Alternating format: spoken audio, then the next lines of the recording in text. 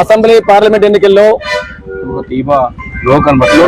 Congress, CPM, CPI, liberation, Aam Aadmi పార్టీలు, India కూటమి పార్టీలు బలపరిచిన సీపీ పార్టీ అభ్యర్థిగా మరణాన జగ్గునాయుడు అనే నేను సుత్తికొండ నక్షత్ర గుర్తు మీద పోటీ చేయడం జరుగుతుంది. అలాగే విశాఖపట్నం పార్లమెంటు అభ్యర్థిగా కాంగ్రెస్ అభ్యర్థి, ఇండియా కూటమి అభ్యర్థి సత్యారెడ్డి గారు పోటీ చేస్తున్నారు. అసెంబ్లీకి సుత్తికొండ నక్షత్ర గుర్తు మీద, పార్లమెంటుకి హస్తం గుర్తు మీద ఓట్లేసి గెలిపించాల్సిందిగా ప్రజానీకానికి విజ్ఞప్తి చేస్తున్నాం. ఈరోజు మేము నామినేషన్ సిపిఎం పార్టీ అభ్యర్థి గాజువాక అసెంబ్లీకి సంబంధించిన నామినేషన్ చేస్తున్నాం. మా ముఖ్య అతిథులు, పార్టీ రాష్ట్ర కార్యదర్శి, జాతీయ నాయకులు, ఇతర రాజకీయ పార్టీ ముఖ్యులు కూడా ఇక్కడ రోజు ర్యాలీలో బహిరంగ సభలో పాల్గొన్నారు. ఇక్కడ గాజువాక ఆఫీసులో మేము నామినేట్ చేస్తున్నాం. ప్రధానంగా స్టీల్ ప్లాంట్ పరిరక్షణ, 1,00,000 మంది ఉపాధి రక్షణ, ఈ గాజువాక అభివృద్ధి, గాజువాక ఉన్నటువంటి మొత్తం పట్టణ ప్రాంతాల సమస్యల పరిష్కారం ఎన్నికలు మేము పోటీ చేస్తున్నాం.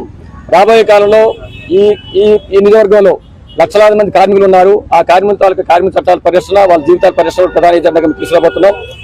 కార్మికులు ప్రజల తాలూకా సమస్యల్ని ప్రధాన ఎజెండాలుగా తీసుకొచ్చి వీటి పరిష్కారం కోసం రాబోయేటువంటి ఎన్నికల్లో పోట్లాడడం, విజయం సాధించి చట్టసభల్లో ప్రజల పక్షాన ప్రజల గొంతు నిలిచేదాని కోసం కృషి చేస్తామని చెప్పి మేము తెలియజేస్తున్నాం. కాబట్టి గాజువాక అసెంబ్లీ నియోజకవర్గ ప్రధానికంతా కూడా సుత్తికొండ నక్షత్ర గుర్తు మీద ఓట్లేసి నన్ను అసెంబ్లీకి పంపించాల్సిందిగా మరణాన జగ్గునాయుడు నేను విజ్ఞప్తి చేస్తున్నాను.